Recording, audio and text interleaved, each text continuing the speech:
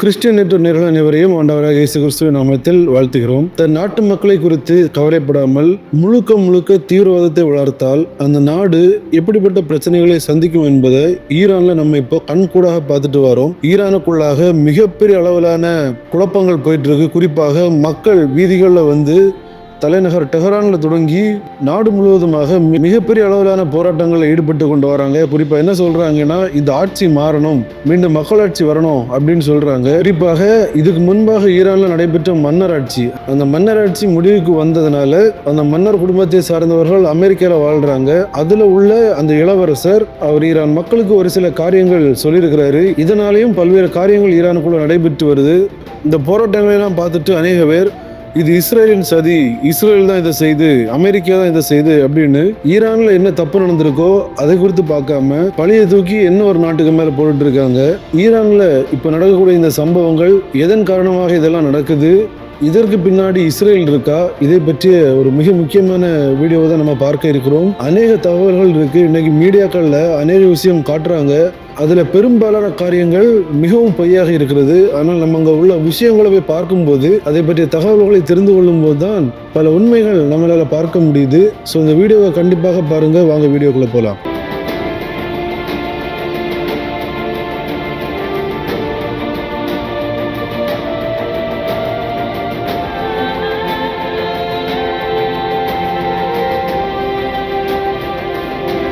Iran உங்க எல்லாருக்குமே தெரியும், மத்திய கிழக்குல உள்ள ஒரு மிகப்பெரிய நாடு. அதாவது இஸ்லாமிய ஆட்சி தான் அங்கே நடைபெற்று வருது. தற்போது இப்போ மிகப்பெரிய அளவான காரியங்கள் நடக்கல. அவங்களோட மக்கள் வீதியில் இறங்கி போராடுறாங்க, மிகப்பெரிய கட்டடங்களுக்கு தீ வைக்கிறாங்க. இதற்கு மிக முக்கியமான காரணம் என்னவென்றால், அப்படியே நம்ம பேக்ல ஒரு 2-3 வருஷத்துக்கு முன்பாக போனோம்னா, இது எப்போ ஸ்டார்ட் ஆச்சு அப்படின்னா 2022ஆம் ஆண்டுல ஒரு 22 வயதான இளம் பெண், ஒரு இளம் சகோதரி, அவங்களுடைய பேர் வந்து மிக்ஸா அமினி.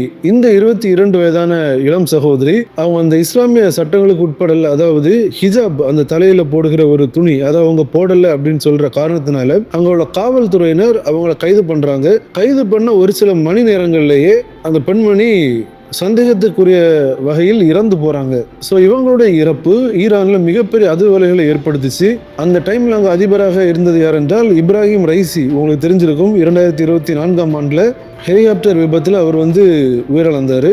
ஸோ இவர் அதிபராக இருக்கும்போது தான் இந்த சம்பவம் நடைபெற்றது. அநேக குற்றச்சாட்டுகள் வைக்கப்பட்டது. அந்த சகோதரி கைது செய்யப்பட்ட பிறகு தவறான முறையில் நடத்தப்பட்டாங்க அப்படின்னும், அவங்க மீது கடுமையான தாக்குதல் நடத்துறாங்க அப்படின்னு எல்லாம் பெரிய தகவல்கள் வெளிவந்துச்சு. பெண்கள் சுதந்திரமாக வேண்டும் அப்படின்னு மிகப்பெரிய அளவிலான போராட்டங்கள் ஈரான் முழுக்க பற்றி எரிய ஆரம்பிச்சது. 2022ல பற்றி எரிய ஆரம்பிச்சது. படிப்படியாக அது வந்துட்டே இருந்துச்சு.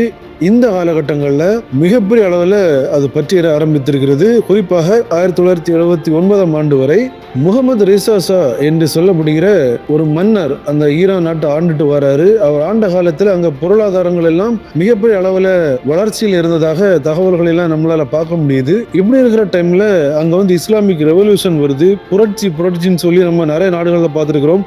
புரட்சின்னு சொல்லி அந்த நாட்டையே நாசம் பண்ணிடுவாங்க. இதே மாதிரி தான் ஈரான்லேயே நடைபெற்றுச்சு. இதன் காரணமாக அந்த மன்னர் மற்றும் அவருடைய குடும்பத்தில் உள்ளவங்க எல்லாருமே அமெரிக்காவுக்கு சென்றதுல இந்த மன்னருடைய மகன், அதாவது இளவரசர், இவர் வந்து 45 ஆண்டு காலமாக அமெரிக்காவில் வாழ்றாரு. அவருடைய பேர் வந்து ரேசா பஹ்லவி. ஸோ இவர் வந்து அமெரிக்காலேருந்து அங்கே உள்ள ஈரான் மக்கள்கிட்ட பேசுறாரு. அவர் குறிப்பாக என்ன சொல்றாரு அப்படின்னா, இந்த மத ஆட்சி ஈரானை விட்டு அகற்றப்பட வேண்டும், அது மட்டும் இல்லாமல் ஜனநாயகம் ஈரான்ல வர வேண்டும், ஈரான் ராணுவம் அங்குள்ள மக்களோடு நிற்கணும். இந்த 3 கோரிக்கைகளையும் தான் அவர் வைக்கிறாரு. இதுல இன்னொரு மிக முக்கியமான காரியம் என்னன்னா, 1979ல எப்போ இந்த மன்னராட்சி முடிவடைந்து மத ஆட்சி வந்ததோ அதுல இருந்து முழுக்க அந்த நாட்டு மக்கள் மிகப்பெரிய அளவிலாக பாதிப்படைய ஆரம்பிச்சாங்க. குறிப்பாக கடுமையான சட்டங்கள், அரசுக்கு எதிராக பேச முடியாது, பேசினாலே கொலை மட்டும் இல்லாமல் கொலை செய்து மக்கள் பார்க்கிற இடங்கள்ல தூக்குல போடுறது, இப்படிப்பட்ட கொடுமையான தண்டனைகள் வழங்கப்பட்டது. குறிப்பாக பெண்களுக்கு எதிராகவும் சட்டங்கள் கடுமையாக்கப்பட்டது. பெண் கல்வி, பெண் உரிமைகள், இப்படிப்பட்ட சுதந்திரம் எல்லாமே பறிக்கப்பட்டது. இதெல்லாம் செஞ்சுட்டு ஒரே ஒரு வேலை மட்டும் அவங்க பண்ணாங்க. என்னன்னா, தீவிரவாதத்தை வளர்த்தாங்க. ஈரானுக்கு என்ன பிரச்சனைனா, மத்திய கிழக்குல தான் ஒரு தலைவராக வேண்டும். இதுதான் ஈரானுடைய மிகப்பெரிய ஆசை. இதன் காரணமாக அங்குள்ள மக்களை எல்லாம் கைவிட்டுட்டு முழுக்க தீவிரவாதம். நீங்க பாத்தீங்கன்னா ஏமன்ல ஒரு குரூப் இருக்கு ஹவுத்தீஸ் அப்படின்ட்டு, ஹமாஸ் தீவிரவாத இயக்கம், ஹெஸ்புல்லா தீவிரவாத இயக்கம், இன்னும் பல தீவிரவாத இயக்கங்கள் இருக்கு. இந்த தீவிரவாத இயக்கங்களுக்கு தான் பணத்தை வாரி வாரி கொடுத்தாங்க, இவங்களுக்கான ஆயுதங்களை எல்லாம் கொடுத்தாங்க, இவங்களை பல இடங்களில் ஏவி விட்டு தங்களுக்கான காரியங்களுக்கு யூஸ் பண்ணிக்கிட்டாங்க. ஆனால் மக்களை கைவிட்டாங்க. இதன் காரணமாக இப்போ கூட அந்த மக்கள் என்ன சொல்கிறாங்கன்னா, உங்களை நாங்கள் மற்ற அமைப்புகளுக்கு எல்லாம் பணம் கொடுக்க சொல்லலை, நாட்டு மக்களை தான் பார்க்க சொன்னோம். ஆனால் நீங்கள் என்ன பண்ணுறீங்க, நீங்கள் நாட்டு மக்களை விட்டுட்டு தீவிரவாத அமைப்புகளுக்கு எல்லாம் காசு கொடுத்து அவங்கள டெவலப் பண்ணுறீங்க, ஆனால் மக்களை கைவிட்டுட்டீங்க. இப்போ கூட ஈரானில் கடும் பணச்சரிவு காணப்படுது. அது மட்டும் இல்லாமல் பொருளாதாரம் ரொம்ப கீழ் நோக்கி போயிட்டு இருக்கு. உணவுகளின் விலை எல்லாம் படிப்படியாக உயர ஆரம்பிச்சிருக்கு. வாலிபர்கள், குறிப்பாக இளைஞர்கள் எல்லாம் வேலை இல்லாமல் மிகப்பெரிய அளவில் சிரமத்தை ஆளாயிருக்கிறாங்க. நீங்க பார்த்தீங்கன்னா சென்ற வருடத்துல ஈரான் இஸ்ரேல் பிரச்சனை வரும்போது இஸ்ரேல் அதிபர் ஒரு பேட்டி கொடுத்திருப்பார். அவர் என்ன சொல்லியிருந்தாருன்னா, ஈரான் மக்கள் ரொம்ப நல்ல மக்கள், இந்த அரசாங்கம் ஒரு தீவிரவாத அரசாங்கமா இருக்கு, இந்த அரசாங்கம் தீவிரவாதத்தை வளர்ப்பதை விட்டுட்டு அவங்களோட மக்களுக்கான கல்வி, அவங்களுக்கான தேவைகளுக்கு அந்த பணத்தை இன்வெஸ்ட்மெண்ட் பண்ணிருந்தாங்கன்னா இன்னைக்கு அந்த நாடு ஒரு நல்ல நிலைமையில வந்திருக்கும். ஆனா இந்த ஆட்சியாளர்கள் எல்லாம் மக்களை கவனிக்காம தீவிரவாதத்தை வளர்க்குறாங்க அப்படின்னு சொல்லியிருந்தாரு. அந்த டைம்ல அநேக பேருக்கு புரியல. இஸ்ரேல் அதிபர் சும்மா சொல்றாரு, ஈரானை எதிர்க்கிறது காரணமாக வேணுமென்னு இப்படிப்பட்ட கதையெல்லாம் சொல்றாரு அப்படின்னு நினைச்சாங்க. ஆனா இப்போ பார்க்கும்போது அவர் சொன்னது 100% உண்மை என்பது மிக தெளிவாக தெரியுது. ஸோ இதன் காரணமாக அங்கு மக்களுக்கும் அரசுக்கும் இடையே ஒரு மிகப்பெரிய சிக்கல் இருக்கும்போது தான் இந்த அமெரிக்காவில் உள்ள இளவரசர் அவர் காணொலி மூலமாக பேசுகிறாரு. மக்கள் இறங்கி போராட ஆரம்பிக்கிறாங்க. மிகப்பெரிய அளவிலான பிரச்சனைகள் வருது. நிறைய வீடியோஸ் நம்மளால் பார்க்க முடியுது.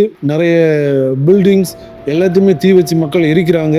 ஸோ இப்படிப்பட்ட காரியங்கள் நடந்த உடனே பொய் பரப்புகிற ஒரு குரூப் இருக்கும்ல, இவங்க உடனே கிளம்புறாங்கிட்டாங்க. இவங்க என்ன சொல்கிறாங்கன்னா, இதற்கு காரணம் இஸ்ரேல் தான் இதெல்லாம் செய்யுது, இஸ்ரேல் தான் இதுக்கு காரணம், ஈரானில் இவ்வளோ பெரிய பிரச்சனைகள் நடப்பதற்கு இஸ்ரேல் தான் மிக முக்கியமான காரியம்னு இஸ்ரேல் மேலே பழிபட ஆரம்பிச்சிட்டாங்க. சரி, 2022ஆம் ஆண்டில் அந்த பெண் கொல்லப்பட்டாங்களே, கைது செய்யப்பட்டு திடீரென்று மரணம் அடைந்தாங்களே, அந்த டைமில் அங்கே உள்ள மக்கள் எல்லாம் போராடினாங்களே, ஸோ அதற்கும் இஸ்ரேலுக்கும் ஏதாவது சம்மந்தம் இருக்கா? கிடையவே கிடையாது. இப்போ நடக்கிற இந்த பிரச்சனை இதுக்கும் இஸ்ரேலுக்கும் சம்மந்தம் இருக்கா? இல்லை. அங்கே உள்ள அரசாங்கம் சரியில்லை, அரசாங்கம் மக்களை கவனிக்கலை. நான் ஆரம்பத்திலே சொன்ன மாதிரி மக்களுக்கு உண்டான தேவைகள் ஒன்றும் செய்ய மாட்டாங்க, ஆனால் தீவிரவாதத்தை வளர்ப்பாங்க. அங்கே உள்ள ஒரு மாஸ்க்ல நின்று கூட அங்கே உள்ள அயத்துல்லா கமேனி உச்சபட்ச அதிகாரி தலைவர் அவர் என்ன சொல்றாருன்னா, இஸ்ரேலை அழிப்பதற்கு அரபு நாடுகளே ஒன்று கூடுங்கள்னு சொல்றாரு ஒரு மாஸ்க்ல நின்றுட்டு. இப்போ நீங்க பாருங்க, மக்கள் எல்லாம் பிரச்சனை இல்லை, இஸ்ரேலை அழிக்கணும், மற்ற நாடுகளை விட நம்ம பெரிய ஆள் ஆகணும், இதுதான் ஈரானுடைய ஒரே எண்ணம். ஸோ இப்போ இது எல்லாமே மக்களுக்கு புரிய ஆரம்பிக்குது. இவங்க நம்மளா சரியா நடத்தாம மற்ற அமைப்புகளுக்கு தான் காசு செலவு பண்றாங்க அப்படின்னு சொல்லி தான் அங்குள்ள மக்கள் இறங்கி மிகப்பெரிய அளவிலான பிரச்சனைகளை வராங்க. இதன் காரணமாக அரசாங்கம் அநேக மக்களை கொன்னுட்டாங்க. குறிப்பாக 50க்கும் மேற்பட்ட நபர்கள் கொல்லப்பட்டதாக செய்திகள் வருது. ஆனால் நிறைய பேரை கொண்டிருக்காங்கன்னு சொல்கிறாங்க. இப்போ இன்டர்நெட் இப்படிப்பட்ட காரியங்கள் எல்லாத்தையுமே தடை பண்ணிட்டாங்க. அங்கே உள்ள என்ன நடக்குது அப்படின்னு உள்ளது வெளி உலகத்துக்கு தெரியக்கூடாது, அதனை மறைக்க வேண்டும். இதற்கான காரியங்களில் ஈரான் அரசாங்கம் ஈடுபட்டிருக்கு. இப்படி இருக்கிற டைமில் அமெரிக்க அதிபரான ட்ரம்ப் அவர்கள் என்ன சொல்கிறார் அப்படின்னா, போராடுகிற மக்கள் மீது நீங்கள் இனியும் தாக்குதல் நடத்தினால் அமெரிக்கா பார்த்துட்டு சும்மா இருக்காது, அமெரிக்கா இறங்கும் அப்படின்னு சொல்லியிருக்காரு. முன்பாக ஒரு போஸ்ட் அவர் வெளியிட்டிருந்தாரு. இப்போது ஒரு பிரஸ் மீட்லேயே அவர் சொல்லியிருக்கிறாரு, அமெரிக்கா கண்டிப்பாக இறங்கும் அப்படின்னு அவர் சொல்லியிருக்கிறாரு. இது மிகப்பெரிய அளவில் ஒரு பேச்சு பொருளாக மாறி இருக்கு. ஏன்னா அமெரிக்கா இறங்கி தாக்குதல் நடத்தினாலோ அல்லது வேறு ஏதாவது காரியங்களில் ஈடுபட்டாலோ கண்டிப்பாக அது ஒரு யுத்தமாக வெடிப்பதற்கான வாய்ப்பு இருக்கு. ஏற்கனவே நம்ம பார்க்கிறோம், 2026 ஆரம்பம் முதலே யுத்த செய்திகள் நம்ம காதுகளில் தினம் தினம் துணித்து கொண்டிருக்கிறது. இப்படி இருக்கிற டைம்ல ஈரான்ல இப்படிப்பட்ட பிரச்சனைகள் போகுது. கண்டிப்பாக இந்த போராட்டத்தில் வெற்றி பெறுவாங்களா வெற்றி பெறல அதெல்லாம் நமக்கு தெரியாது.